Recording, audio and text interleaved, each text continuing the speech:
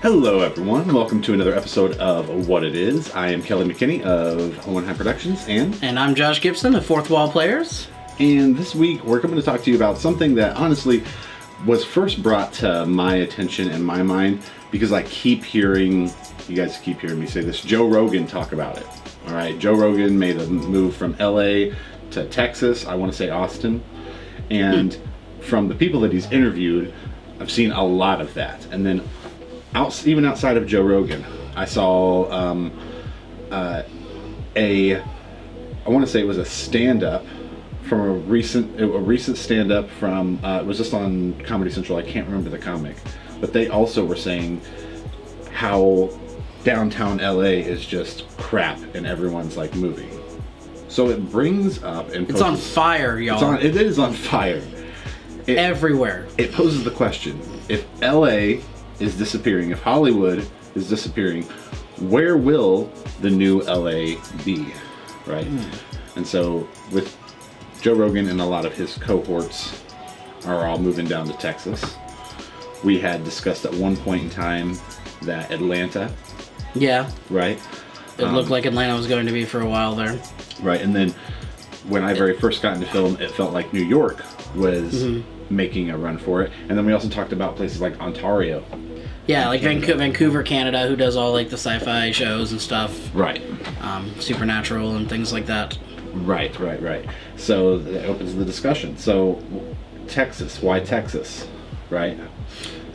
Well, it's so... Yeah, why Texas, Kelly? Right. Well, so, I mean, Joe Rogan... Because Joe Rogan's there, Because obviously. Joe Rogan's there. No, but something that Joe Rogan said that I found that was basically true when I've been down there to visit is that Austin, Texas is this super blue liberal town surrounded in the middle of a red state, Yeah. And a lot of times you see that, cities are often a blue region with, the rural parts being red in a sort of political fashion, right? Kind of like where we live. Kind of just like where we live. Exactly. Well, I guess Bloomington. Yeah, well, okay, yeah, blue. Bloomington. College towns are usually blue. Yeah, yeah. Well, I mean, yeah, right, but I think Bloomington is a big town. Right. IU. Yeah, it's a college town. Yeah, exactly. It's a college town. Anyway. But yeah, so fire. So with I mean, not only that, but I think of the similarities in weather there between LA. So I think about what LA has or what Hollywood has that makes film accessible, makes it, and so like the pre-built studios. Well, that's a thing. At this point, I'm not really sure. At one point, those weren't pre-built. Well, I know that, but they jumped on it when other places didn't. Yeah. And they got a foothold on the market, and that's just where they all are now. Is Texas not like just one ginormous desert? Plenty of cheap real estate to build warehouses and pre-built studios in. I mean, I imagine like there's a lot of open, I don't want to say open land, but a lot of space you can build on in Texas. I'm not sure. I don't live there, so I don't know. But I would imagine that would be an appeal of it. I don't know what the tax structures are between like Texas as compared to California or anything like that. Like that's a little too deep for me. But right. Well, and I mean, this would all be a supposition, right? But if it's anything like Indiana, in the sense that everything else is red state, you'd expect low taxes. But I would also expect little to no tax breaks for the arts. Right. Yeah. Like negative tax breaks. Okay, so then other than stars moving to Texas and the weather, right? That's all it's got going for it. Yeah, it does help having, like, that's another thing I think is why California early on was selected, was because it has pretty much the same weather all year round. And I know they're in studios a lot of the time, but it makes it easier to like transport equipment and stuff, I would imagine. And also I think at the turn of the 20th century, like they weren't as nearly as developed as obviously they are now, like as far as because that was when we were still stealing it from Hispanics, from Mexicans, right? Right, yeah, exactly, yeah. Right. Sorry, guys. Sorry we stole that from you. Okay, right. So then what about Atlanta? Right? I thought Atlanta too, because I know like there's no like income, it's not income tax, it's sales tax in Florida. I don't know what that means. I mean, I know what it means, but I don't know what it means as far as in Okay, relation. If there's no sales tax in Florida, but Atlanta. Yeah, I don't know. So where I was no. going with that. I I originally thought Atlanta because, you know, it seemed that way, like when they started filming The Walking Dead there, Right. and they filmed like ATL there, I'm assuming. Yeah. And I'm sure they film a couple other shows that I'm forgetting about. It just seems so, I don't know, crowded there. I don't know. Does that make sense? I know LA is like the most crowded city in the world, but Right. Yeah. Like- yeah. Tent city and everything. yeah, right? yeah. Yeah, no, well, and with LA too. I mean, with Atlanta, with the production of The Walking Dead really ramping up in that area, that seemed to spike. But also, I want to say in like 2011-ish, I remember an article, might have been from Forbes or something like that, about the best cities for new. It might have been for single men actually, and best cities in single men. Number one was Atlanta at the time. Because of all the strip joints, or no, because of the number of sports teams there, the active nightlife, and the number of job opportunities in a densely populated city. Plus, they said that rent was relatively low. Okay. And plus strip joints. plus strip joints. And plus That's strip part joints. of it. So like with Atlanta, I know that back then. Plus, they have a lot of conventions there, right? Right. Yeah. So I mean, so They got a now lot of big conventions there. So, like, if you're a nerdy single guy, which, you know, then you've got a lot of conventions going on. You can meet elves and shit. you can meet elves and shit. Yeah, Oh, like female elves I didn't think about that. or male elves. I mean, whatever you're into. Yeah. Hashtag no kink shaming. Yeah. Yeah. Right. Okay. Hashtag so- all elves are equal. And then I guess when I very first got into, I feel like New York has always been known for Broadway, right? Yeah, it's kind of hard because New York's got that kind of like elitist stage theater thing going on, and I mean, I'm sure you could film stuff in New York, but I don't know. So what? So I'm just suddenly picturing all of these pish posh theater people going, yeah, film. Well, that's primitive. That's the thing that bothers me with professional theater is it's become kind of elitist. I mean, like how much are Broadway tickets? Oh no, yeah, no. And doubt, no doubt. that's a different subject entirely. I'm sorry, but it kind of bothers me because it really should be something that I think is available to everybody. Okay, so then what makes Vancouver and Ontario different from New York? I think Vancouver already has a lot of filming stuff set up. I mean, like I said, they do pretty much.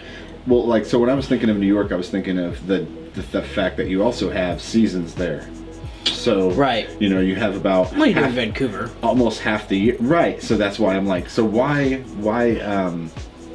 I mean, I guess if there's any place in Canada that you were going to have your own Hollywood, you don't have any warm options anyway, right? So, well, I guess populated city. I guess in my mind, if you go to like Vancouver, they're well established. Actors obviously don't mind working. Most actors, sometimes they're like, "Oh, I live in LA. I don't want to, commute to Vancouver for a show or whatever." I know they mostly specialize in television shows, but I've seen movies that have come out of there. Right. Well, I mean, and there's plenty of Hollywood movies that go to film. Right. Which is interesting. So, I was a fan of this show called Cracked that came out of Ontario. Oh, I didn't know that. Okay, or maybe it might have been Vancouver. No, it makes sense that they're Canadians, though. Yeah. Well, so the show went for 2 seasons and then went away or whatever. Yeah. But when I was looking at a lot of the behind the scenes stuff, when it came down to that, the actors from that show that basically came from Hollywood were talking about loving working in Canada and how their production quality is pretty much right on par with Hollywood. Exactly. They're just slower. They just take their time. Where it's like we get they're not trying to mash out blockbuster after blockbuster. And this is another thing though too, is that when you take a look at per capita people per Hollywood, pretty much Hollywood. I mean nowadays we've got Chicago, New York. TV shows are filmed everywhere because of accessibility. Okay? Right. But for a long time, all of our entertainment is cranked out at one place. Right. For the whole country, you've got 100 channels, all with different TV shows, all of them being out of one place. When you've got Vancouver and Ontario in Canada supplying content when they already have it flooding from the US. Right. You know what I mean? It's kind of like, why compete, right? So then at the same time, it's just like, why not, you know, when they are focusing on their own programming, that's what they're focusing on. And rather than Right. No, and competing with Hollywood, it's let's make something great. Right, yeah, they're more like we want to take time and actually and experiment, and you know, sometimes they have product that is not that great of quality, but it's because they're trying to do new things and they're trying to branch out and do something different. You know, Hollywood, they make the same damn television show. I mean, how many CSIs and Law and Orders are there? It's the same show, people. Even when it comes to primetime television that's popular nowadays, it's all the anti-hero redemption story. Everything that we like now, ever since Breaking Bad, or ever since Sopranos. Yeah, I was probably saying Sopranos, yeah. Sopranos was first, my favorite's Breaking Bad, but it's all been the same. Yeah.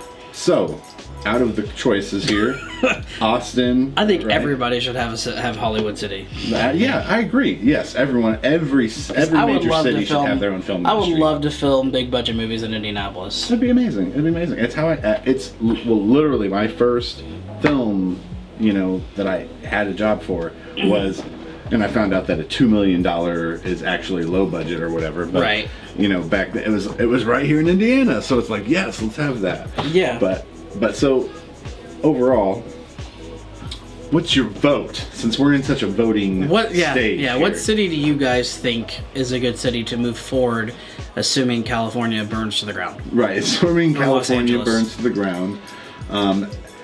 If we don't revive LA, what's the next Hollywood? Is it going to be somewhere in Texas? Is it going to be Atlanta, New York, or somewhere in Canada? Or do you have a budding film industry in your very own city? Alternately, how do you guys feel about, even if, and I shouldn't say if, I should stop making light of people's lives being destroyed, but assuming that everything works itself out in Hollywood, Los Angeles, California, all along the West Coast, should it be something that's doled out and they kind of lose a little bit more of the monarchy there? I mean, let us know. In the comments below. And do you like key lime pie? I do.